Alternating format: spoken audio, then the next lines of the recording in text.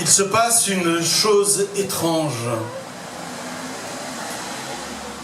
Et mon inquiétude est telle qu'il me faut l'avis de gens lucides pour m'aider à distinguer la réalité de ce qui navigue à côté, en dessous et par-dessus cette réalité.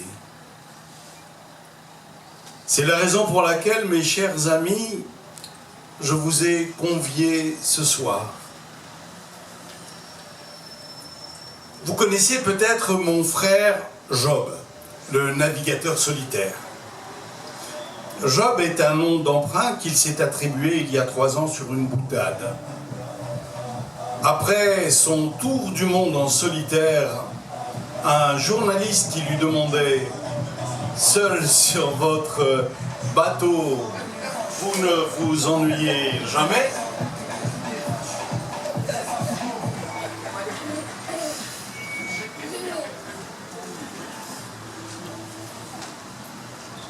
Après son tour du monde en solitaire, un journaliste qui lui demandait « Seul sur votre bateau, vous ne vous ennuyez jamais ?» Mon frère avait répondu « Quand je m'ennuie, je roule une cigarette dans du papier gommé de marque Job. Et comme cette minuscule feuille de papier Job, je flotte sur l'océan, mais sans couler, du moins jusqu'à présent. » Et le lendemain, tous les journaux titraient « Job, le navigateur solitaire ». Toujours est-il que mon frère s'est embarqué il y a maintenant plusieurs mois dans le plus grand secret afin qu'il n'y ait aucun tapage publicitaire autour de son départ. Pas de journaliste. Cette fois, c'est plus important qu'une course en solitaire ou qu'un tour du monde simplement à l'envers. Et son voilier, l'Altaïr, s'est éloigné de l'océan. Je l'ai vu disparaître, non sans être pris brusquement d'une certaine appréhension, à la différence des autres départs. Comme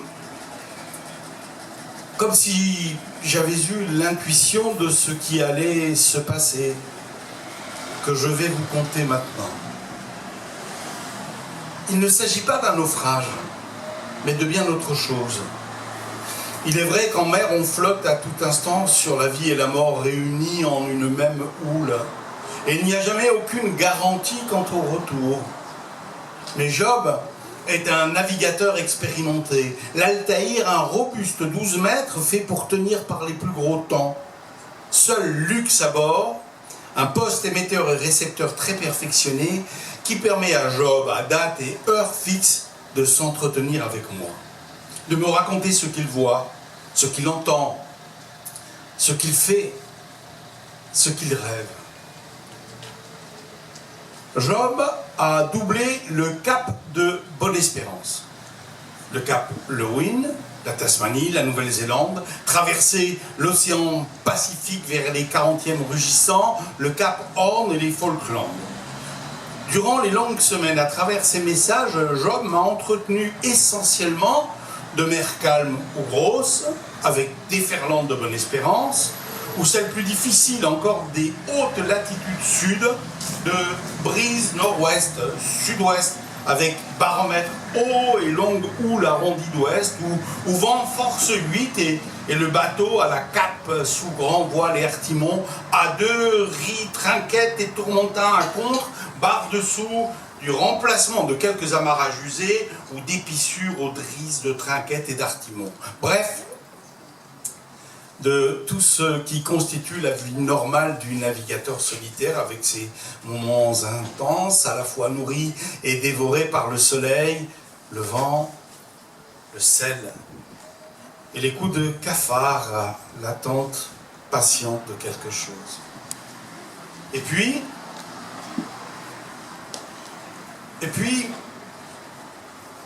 son bateau était alors à mi-chemin de Bonne-Espérance et du Cap Lewin, au nord des Kerguelen. Job me parla pour la première fois d'un oiseau qui accompagnait l'Altaïr. Des oiseaux de mer par bande escortant un bateau, c'est chose courante. Mais je sentis bien que pour mon frère, ce fait prenait une dimension particulière. Comme si l'événement attendu, ce pourquoi il était parti, venait enfin de s'annoncer. Et de cela, je suis encore plus convaincu maintenant, de la même façon qu'il y a toujours une raison à notre déraison. Job décrivit l'oiseau, exigeant même d'une façon assez inhabituelle que j'en prenne note sous forme de dessin. Et je crus reconnaître un pigeon du Cap, avec ses larges taches blanches sur le noir des ailes. J'en fis part à Job, et il me répondit qu'il ne s'agissait pas de cette espèce-là. Lors du message suivant, Job me parla aussitôt de l'oiseau, et moi-même, pris au jeu, lui demandai aussitôt de me le décrire. Et si vous regardez mon dessin, vous croyez reconnaître cette fois l'espèce d'albatros à ventre et cou blanc, à queue blanche, avec le dessus des ailes gris foncé, le dessous des ailes gris perle et ce joli maquillage autour de l'œil. Enfin, je veux dire le Malamoc. Mais d'après Job, et lui qui voit vraiment l'oiseau, comment ne pas le croire, il ne peut s'agir du Malamoc, lequel d'ailleurs plane généralement indifférent, alors que celui décrit par mon frère précède et guide maintenant l'Altaïr, se pose sur le mât comme un oiseau vigie, d'une envergure de 2 à 3 mètres, et regarde quelque chose qui serait bien au-delà de l'extrême limite septentrionale des icebergs, peut-être au-delà des limites de la mer et même de l'univers, telles sont les propres paroles de Job. Et durant toute notre communication, tout se passait comme si l'oiseau très momentanément capturé par l'œil de Job et transmis par sa description à mon oreille, se serait échappé du croquis que j'en faisais, en se transformant sans cesse, fasciné qu'il était peut-être cet oiseau vigie, parce qu'il entrevoyait lui-même de la croisière à venir, sur un océan et un univers de mutation. C'est une supposition que je me suis faite depuis, car les événements ont pris un tour encore plus singulier. Job était alors avec son Altaïr au sud-est des îles de Pâques. Il abordait en direction du Cap Horn la zone des 40e rugissants, et comme pour mériter leur nom, toutes les vagues de cette partie liquide du globe s'étaient réunies en une gigantesque lame pyramide, administrant une raclée déferlante à l'Altaïr et à Job, et lorsque sa voix me parvint, la communication était toute bruissante de cet orage des hautes latitudes, et j'appris ce qui s'était passé. L'oiseau vigie avait brusquement disparu. Le ciel s'était alors bouché, le vent progressivement levé jusqu'à force 10, et mon frère comprit qu'il n'y avait plus rien d'autre que de mettre l'Altaïr à la cape sur les rafales et dans tout ce tremblement, et souhaitait que le bateau tienne. Et ce fut la tempête que je vous ai décrite et la disparition de l'oiseau vigie entraînait Job aux pensées les plus sombres. Parallèlement, le vent poussait le bateau vers les remous gigantesques qui nourrissent l'orage où il prend naissance. Pour Job, c'était la mort. Et brusquement, au centre même de la tempête, il y a toujours ce qu'on appelle l'œil paisible du cyclone. Job et l'Altaïr se retrouvaient subitement dans la zone la plus paisible qui soit. Une mer lisse, un soleil chaud, éblouissant à la verticale, et Job vit alors, flottant sur l'eau calme, une petite chaise en bois et en paille. Une petite chaise d'enfant, aussi impeccable que si elle avait été jetée à la mer quelques minutes avant. Et sur cette chaise, l'oiseau vigie, transformé cette fois en une espèce de volatile chef d'orchestre avec sa queue de pie battant des ailes et du bec comme s'il avait dirigé, orchestré un gigantesque concerto, à la fois l'œil paisible du cyclone, ce regard calme du soleil sur le monde et la tempête qui déferlait à quelques miles circulairement autour.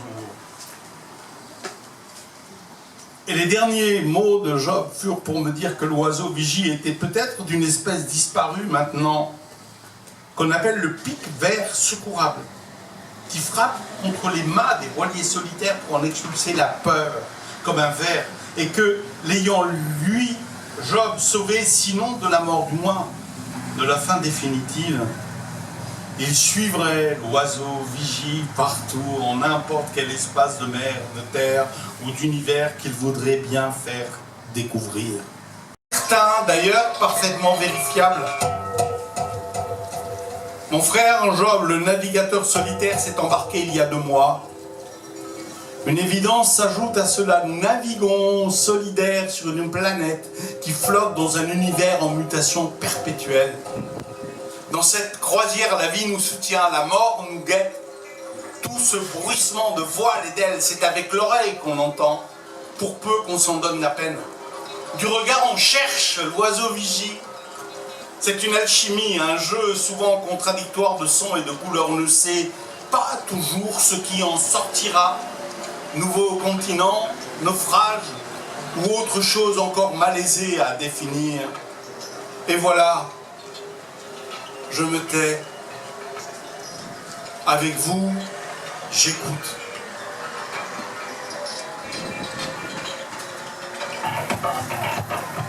Ici, Job. Est-ce que tu m'entends ? Je n'ai pas le retour, mon frère, mais j'espère que tu m'entends. Ici l'Altaïr, ou du moins, enfin, je garde son nom et le mien pour l'instant. Ici, Job, le navigateur solitaire. Je n'ai pas de retour, mais j'espère qu'on m'entend quelque part. Je fais le point, mais c'est difficile.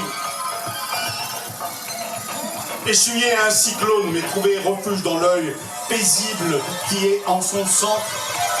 Et depuis regard dans regard avec l'oiseau vigie, profiter avec lui de l'accalmie pour mettre cap sur le Horn. Enfin, je suppose, car le compas est perdu et d'ailleurs inutile. Je n'ai pas de retour, mon frère. Mais j'espère qu'on m'entend.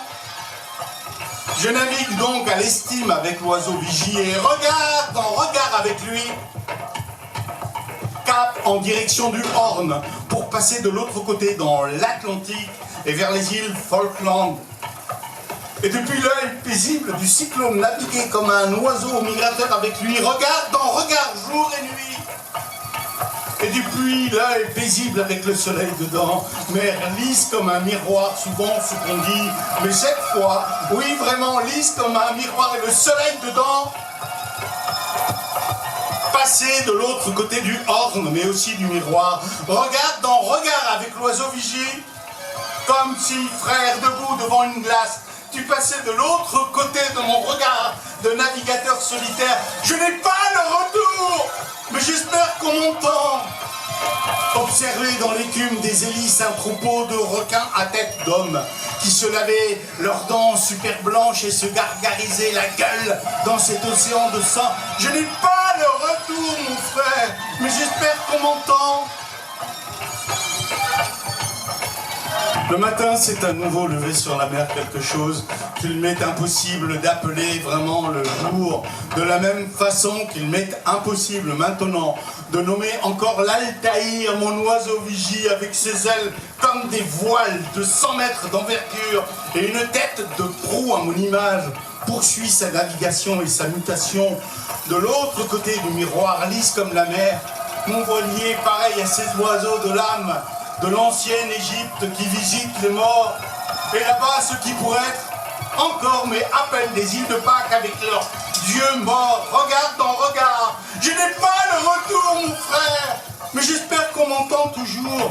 Et depuis, frère, ni Atlantique ni Pacifique, mais une autre mer qui n'a pas encore de nom, de la même façon qu'il est impossible de nommer encore l'Altaïr, mon voilier, qui se transforme à vue en oiseau vigie et poursuit sa mutation en même temps que sa navigation, ni Atlantique, ni Pacifique, mais une autre mer. Et pourtant, il me semble voir de l'autre côté du miroir la brume du soir. Oui, j'ai cru reconnaître les côtes du Chili, et battant pavillon multinational, croisé dans la nuit venant de Santiago, un pétrolier super géant télécommandé de 3 millions de tonnes de dividendes, perçu dans la nuit des cuivres d'une fanfare militaire, le crépitement automatique des armes et des machines, senti l'odeur du sang qui se répandait à flot dans l'océan Pacifique. Et donc impossible, mon frère, de nommer encore ainsi un tel océan, car je flotte maintenant avec l'oiseau vigie dans un océan détergent de pétrole et de boue rouge, collecteur géant de détritus nucléaires, d'oiseaux morts nourris de poissons gavés de mercure. Et là, la terre, là-bas, comme une île dans la mer, comme un œuf de Pâques, dans l'espace avec ses dieux morts, et d'une fente de la coquille, s'échappe maintenant l'aigle des mers, encore appelé Pigalle. Je n'ai pas le retour, mon frère, mais j'espère qu'on m'entend toujours.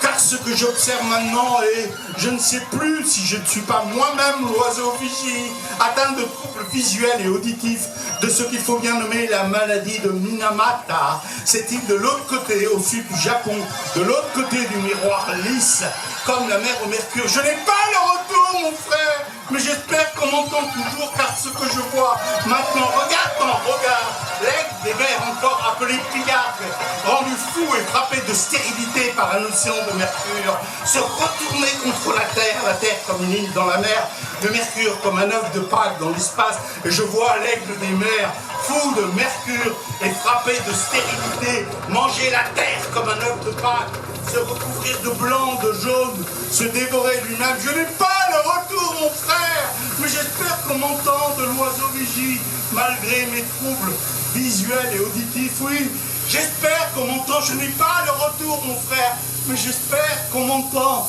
Je n'ai pas le retour, mon frère, mais j'espère qu'on m'entend. J'espère qu'on m'entend. J'espère qu'on m'entend. J'espère.